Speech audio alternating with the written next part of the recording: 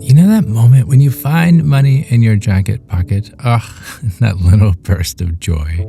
Surprise! Well, imagine feeling that way every week. That's what Calm It Down Deeper is like. Here's the deal. Every episode, ad-free and early. You get them on Sunday instead of on Tuesdays. Plus, exclusive meditations, live Q&As that will make you feel like you've got VIP pass to tranquility. So if this podcast is your cup of tea, think of Calm It Down Deeper as the whole teapot. No, really. Check it out at calmitdownpodcast.com and look for Calm It Down Deeper. There's even a free trial, so if it's not your thing, it's okay. It's no big deal, no sweat. Check it out, calmitdownpodcast.com. Look for Calm It Down Deeper. And now, on to today's episode. Have you ever noticed how easy it is to turn a simple sentence into a one-act play? Why do we do this? And someone asks, hey, want to grab lunch this weekend? And instead of saying, I can't, you go into this whole bit. Oh, I wish I could, but this weekend is crazy. My mom is coming into town and I promised her that I would help her pick out new curtains. And then there's this birthday party that my neighbor invited us to. Can't miss that because last year we did. And well, that got a little awkward. And then honestly, I was kind of hoping to finally clean out the garage. You know, it's embarrassing, like how long it's been since I've touched the garage. And by the time you pause to breathe, the other person has totally forgotten they've even asked, right? And you're standing there wondering, why didn't I just say no? Let's find out. I'm Chad Lawson, and let's calm it down in 3, 2, 1. It's called the Overexplainer's Dilemma. That almost automatic need to explain every little thing. Why you turn down an invitation. Why you switch careers. Why you're spending Saturday night watching a baking show instead of going out, which would be my preference. Even when no one asked, right? Even when no one really cares. And the funny part, you often notice halfway through. You're like 5 reasons deep when a little voice says, why am I doing this? Here's the thing. Most of us are not born narrating our lives like a legal deposition, right? We learn it, usually in small, quiet ways. A raised eyebrow when we said no, or a sigh when we made a choice that someone didn't quite get, or that look that left us wondering if we even had the right to choose for ourselves. So we adapt. Right? We pad our choices in bubble wrap. We become experts at the disclaimer. We rehearse invisible speeches before even sending the simplest text. And over time, it stops being occasional. It becomes reflex. But why do we do it? Why? I mean, at the heart of over-explaining, there's this one very small human hope. If they understand me, they won't judge me. Sounds reasonable enough, but over time, it can actually become this prison, right? I mean, a life where you feel like you have to earn the right just to be yourself, where every no needs a footnote, where every preference feels like it needs a PowerPoint presentation.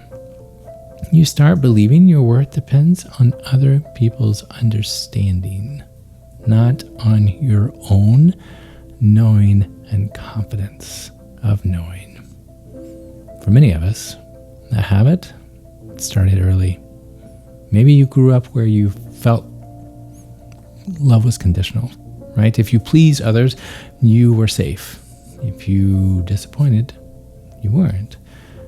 And what better way to stay safe than to preempt disappointment altogether, right? To convince others, here's why my choice makes sense.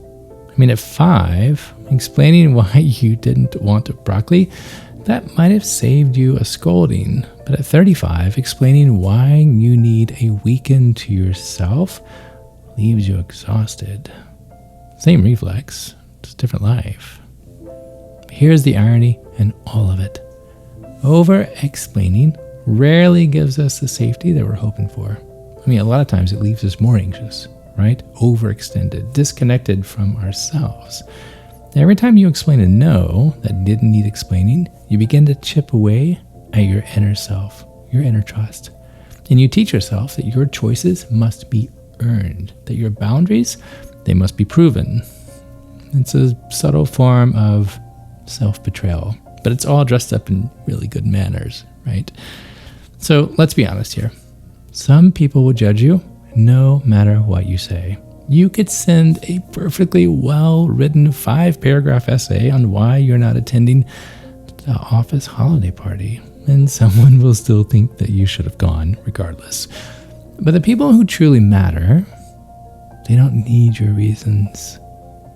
They can hear no, or, I'm not going to. And they can love you the same. When you live to explain, you give away your power. When you live to choose, you get it back. So what do we do when that reflex kicks in? Like when you feel that familiar urge just to explain. Well, first, notice. That's the whole beginning, right? Catch yourself mid-sentence if you need to just gently think, there it is again. No shame, no criticism, simply noticing. Because awareness, it loosens the grip. But then we have to create an image to hold on to. And here's one that I like to use. I want you to picture carrying a heavy backpack full of reasons. You've worn it for so long that you forget it's even there. And every no, it comes with 5 bricks of explanation. And every yes comes with 3 disclaimers and a postscript. And one day, you get tired. And you decide to take out 1 brick, and then another. And one day, you leave the whole backpack behind. You say no, and then you stand there, and the backpack is lighter. And so that is your invitation, right? So the small practice of just the eloquent no. Here, try it. No, thank you. Or, I can't this time. Or, that doesn't work for me. And then let the sentence land. No footnotes. And of course, the very first few times, it's going to be awkward. It's okay, right? It's like standing in a crowded room with an outfit that just doesn't feel like you, right? But you'll find that most people accept a simple sentence far more easily than what you think. But something I want you to remember. Are you listening? If you catch yourself over-explaining, don't scold yourself. Give yourself some grace. You have to remember this habit once protected you. It served you well when understanding felt like survival, right? You didn't have to fight it. You just had to meet it with compassion. So try thinking, thank you, old pattern. You've taught me once, but I don't need you now. And this is a far more powerful shift than just trying to stop, right? So with that in mind, I want you to ask a couple questions to yourself. What if my choices didn't need defending today? What if I trusted that people who truly know me will not require an essay? And then maybe, what would it feel like to let my no be enough? Small questions, big freedom, right? So as we close, I want to leave you with this reminder. You are allowed to make decisions that others don't understand. You are allowed to say no without an alibi, to say yes without an asterisk attached. You're allowed to like what you like, to need what you need, to rest when you must.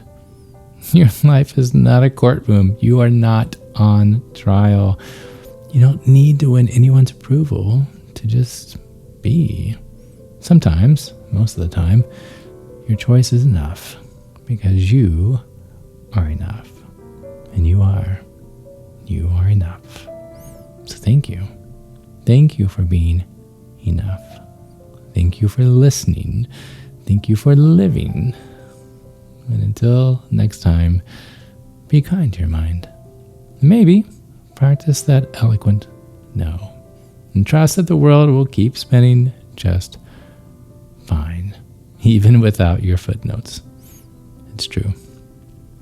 Join me again next time as we calm it down.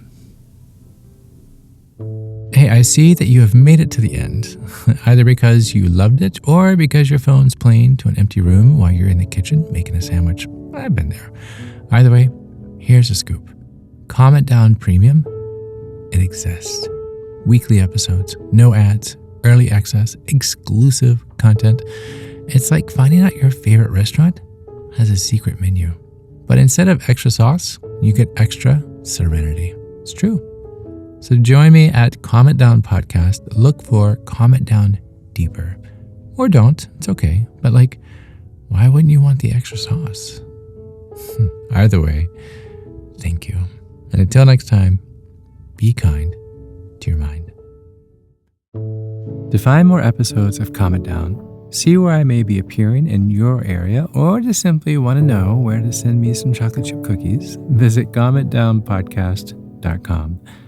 This podcast was written and produced by yours truly, Chad Lawson, composer, pianist, and nationally recognized Sweet Tooth. The views, expressions, and techniques in this episode are of my personal opinion and not intended, nor should they, serve as a substitute for medical advice or diagnosis rendered to you by your individual doctor or other healthcare provider. Only a licensed physician should evaluate your situation, provide a diagnosis, or render other medical advice to you, and you should only act upon the advice of this physician. Now, I'm an extreme empath by nature, but my profession is that of a composer and pianist, not a licensed therapist or physician. I hear from thousands of listeners how my music has helped them through various stages of emotional needs, and I simply want to offer this in future podcast episodes to aid those needs. So to find a list of licensed professionals in your area, please visit calmitdownpodcast.com. And if you've enjoyed today's episode, please leave a review, or better yet, share it with a friend. While it takes less than 60 seconds to do, its impact will last for years to come, as every little bit helps in growing the awareness and the importance of mental and emotional health. Thank you for listening. Thank you for living. And until next time, be kind to your mind and join me again as we calm it down.